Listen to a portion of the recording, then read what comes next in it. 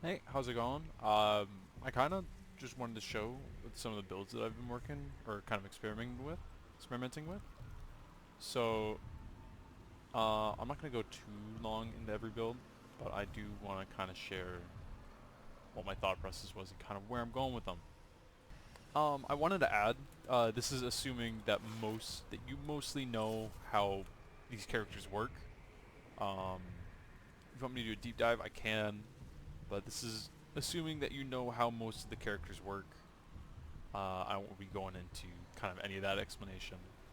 So oh no. This first one is, the dog's kind of doing too much. This first one's kind of like a super decoy, almost. Let me reset them here. It's mainly using the damage decoy. Oh, I went on Loki because I didn't get to play around. I didn't really get to play around with this initially, and I kind of wanted to try to lean into it and try to go as much as I could. And as you can tell, I'm using mind control from Nyx to first out. My main goal was to make this immortal because my main issue with it is that it was like it was dying too early, and it wasn't really surviving as much as I wanted it to.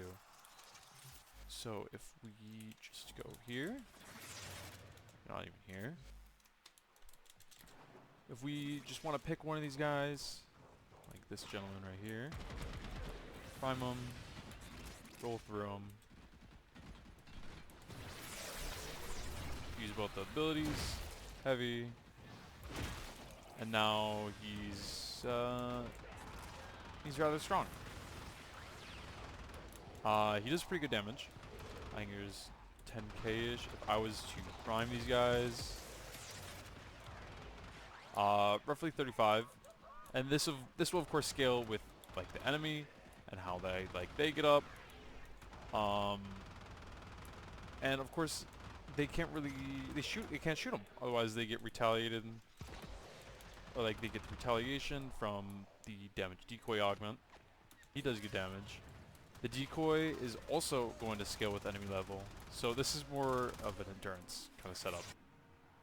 As for the build, we got mind control over the 4. That's not a good option. Oh, I don't actually subsume. I don't remember what the 4 was, but mind control over the 4. I think that was like the disarm. I don't really like the disarm. You have switch teleport with safeguard switch for survive. It's just a better rolling guard at the end of the day. And invisibility, decoy for the damage decoy, and we're using fallout because of mind freak and mind control, being able to apply a bunch of radiation along with damage decoy. Impetus for damage decoy. Rest is just a bunch of duration and strength with some armor stripping. I might actually switch that out for something.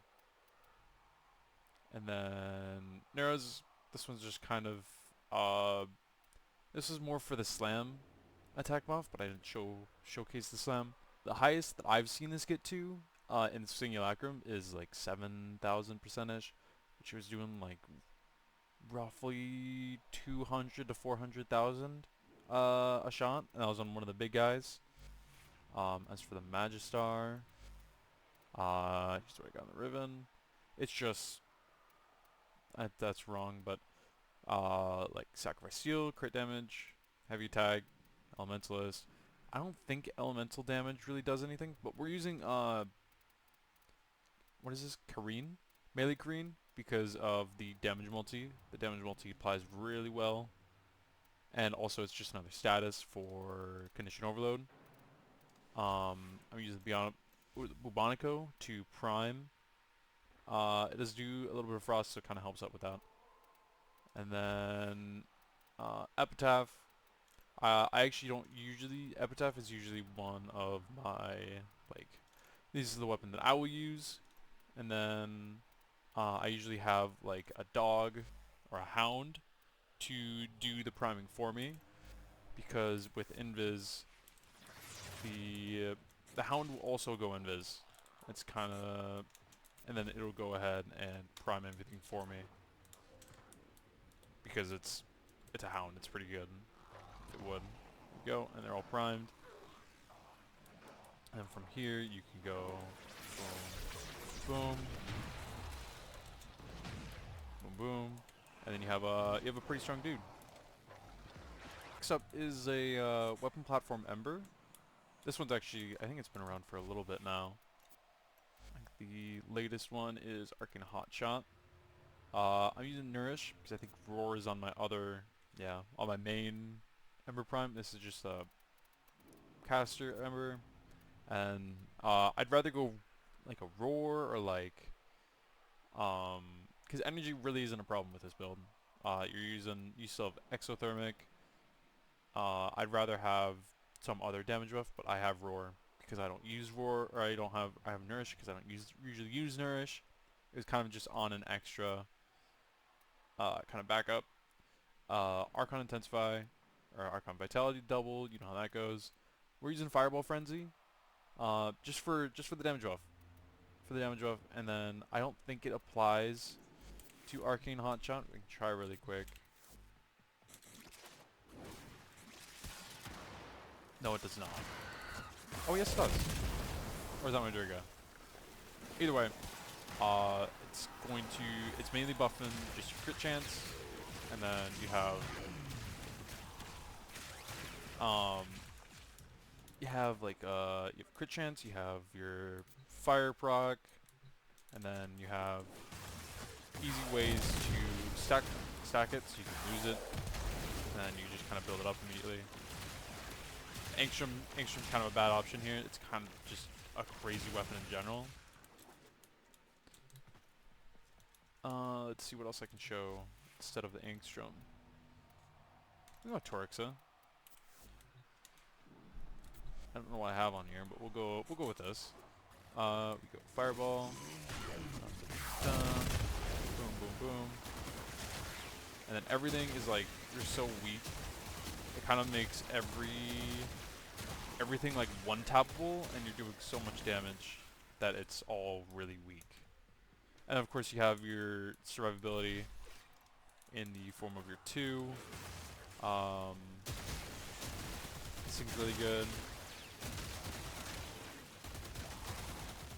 If I had to move around my subsumes, I think I'd rather go with like,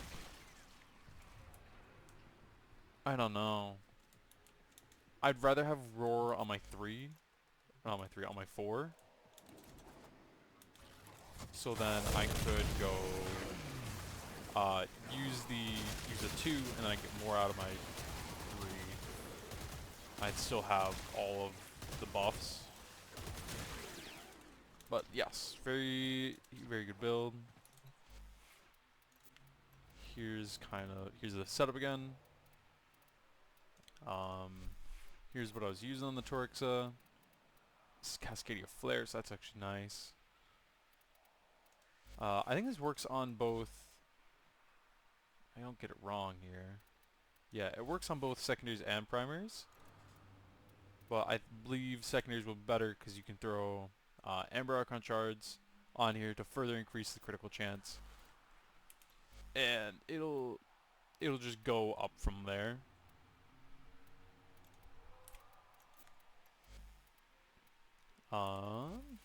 And then I have the Driga just for general priming. You kind of know how that goes. Next up is like a I don't really know how to describe it. It's like a weapon. It's like a weapon platform. Like it's also a caster, kind of Hydroid. I personally have brought this one up to level cap. This one was very fun to do. It's not like insanely standalone-ish. You kind of need weapons to do the weapon platform portion, but we're using it's mainly Plunder that's kind of doing everything, whereas Plunder buffs not only your weapon damage, and it'll also buff your abilities, and your abilities do like really, they'll get really good damage. Yeah, they do. That's 14, 15. They get up there. They're rather strong. It'll also buff your weapons. And also, I'm kind of just going to stack Roar. I wanted to stack Roar on top of that to further increase the damage of your weapon, or of like the abilities and your weapons. So just to be a true kind of hybrid setup.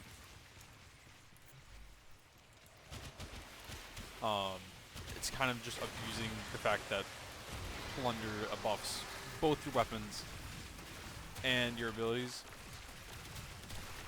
Kind of just double stacking all of your stuff. Oh no. Kind of just double stacking all of your stuff, further increasing your damage. The kind of reason I want to show this is that Plunder, it doesn't have to be Roar. Plunder and Roar buffing Tempest Barrage. You could throw something else here, like I think a popular one is Nova's Subsume, the particles, whatever they're called. Those are really good. Kind of like they blow up. You want to stack a little bit more range than I have here. Here's kind of the setup. This is the setup that I brought to level cap. Yeah, this is the setup I brought to level cap. Of course, we're shield gating using Aegis, so I can comfortably survive for a little bit longer. And then we have, but like, it doesn't have to be Roar, is what I'm trying to get at. Roar can be swapped out. We're mainly abusing Plunder.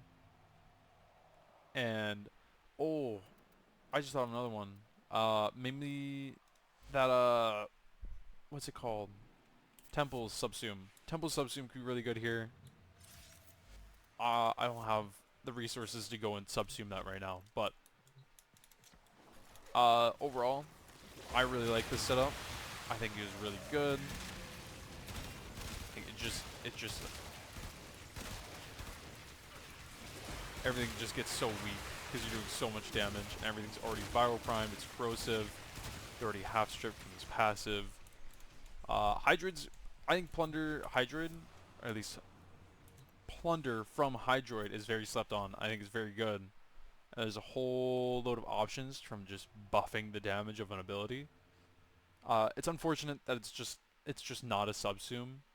I think it's Tempest Barrage is a subsume, which is also very good, which I'm not really complaining about. It's also very good. It's got a bunch of uses, but man, I wish Plunder was a subsume.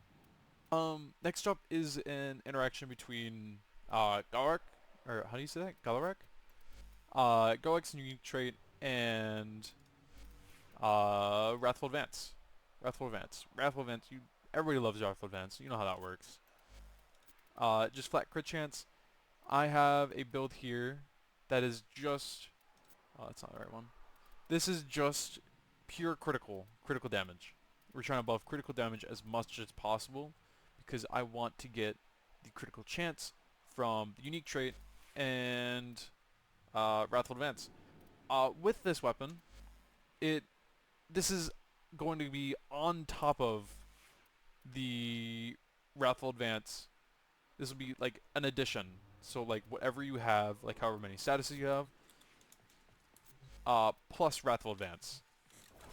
So if we go right over here, let's see, they have 3. So this should be red crits. Yeah. Red crits, and it's like a 2, that was a 2-tap, I believe. Yeah. But it's very, very good with more statuses they have. I go and get a primer really quick here. Where is it? There you are. I just stack this really quick.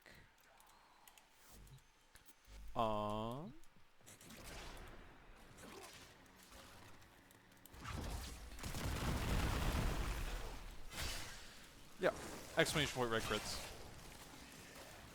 This can get a little bit stronger if we go actually with unnerfed Wrathful Advance. We go actually just straight to Kullervo. We go. I think I have a top damage one. Yeah. So this is just pure strength, nothing else happening. A lot of strength. I think I could go more strength if I go impetus here.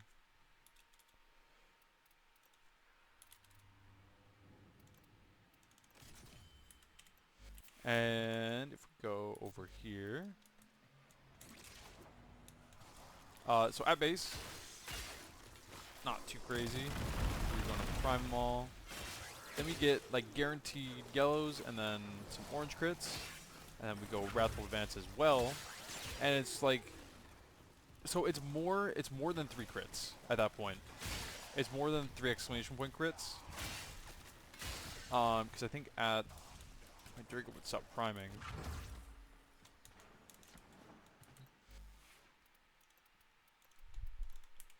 Because I think at this point, at like 600%, I think that's what it's at. I'm going to reset this.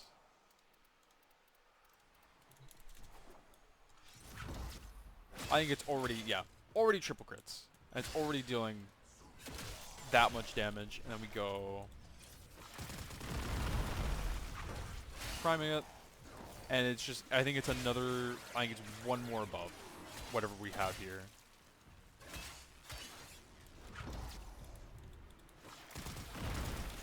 These guys aren't strong enough to go through that. Some heavy gunners.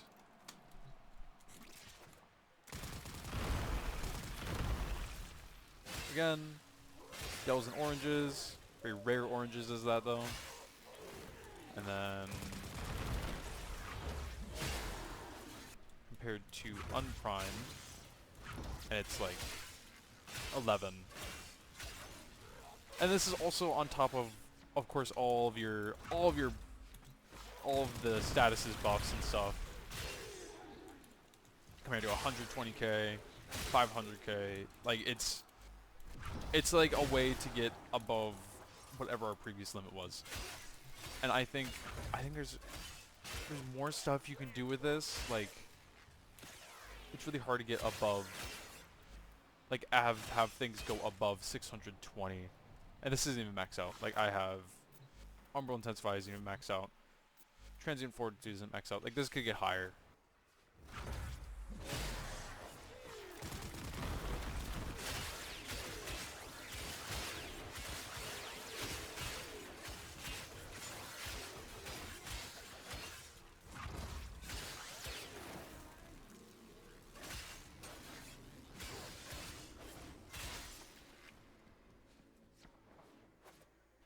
So, really quick, this is just the second time how to do it. I forgot I muted my mic. First time I explain this. This is the Varuna nuke. I think it's quite popular right now. It's just using Mecha Set to chain a bunch of statuses from Fangs of Rock, Continuity for the extra, Impetus for the strength and efficiency, Crepusculars so your sight or so your weapon does more damage. Then we're using Wrathful just to guarantee that we can get a kill. And then this is the site that I use. I'd rather have, I have to put on the form on this, but I'd rather have like, not pressure, but like another like another strike mod, like another damage, like I don't really care what, like a heat mod or something, so we could get gas, or like electricity for corrosive, viral, doesn't really matter. But moving on, then we have Mecha Set. I'm using Sneaka. Mecha, there you are. Mecha. Yada yada yada. This is just because there's not, you want to use a Scythe because it adds an extra slash status effect on this build. So we go boom, boom, boom, and everything dies. It's rather easy, but it does, the more your weapon, like it's kind of weird how it gets nerfed. The stronger the weapon, the less often it'll happen, which is really, really weird because they're not getting knockdown from the scythe, which I found really strange, personally. But either way, really good. Kind of a buff towards this build. Before this, I was using the hate because I had it in my head that burning hate was spreading as well. I'm not too sure if that's the case now. It's just really strong. Or I was using this one, Burning Hate, all the things, Afflictions. That's kind of how it goes. My next and final build is a Kullervo one, and I bet this is kind of similar to Kullervo's Darkverse setup, where he's like kind of more of a caster, and then I think Temple Subsume, I think it's called Pyrotechnics, is also used in that situation. But this is kind of like a third option that's not as good, but also kind of good.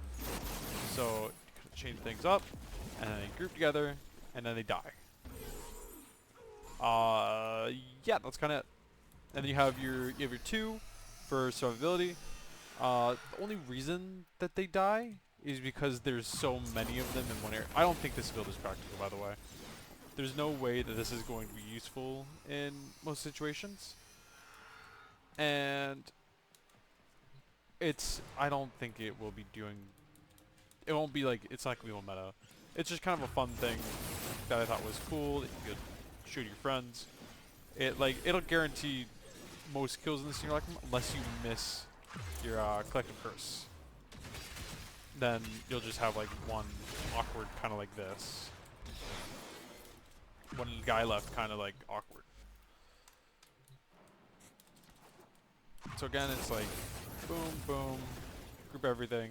It's also very laggy for any particular reason. I'm assuming it's something to do with all the chains.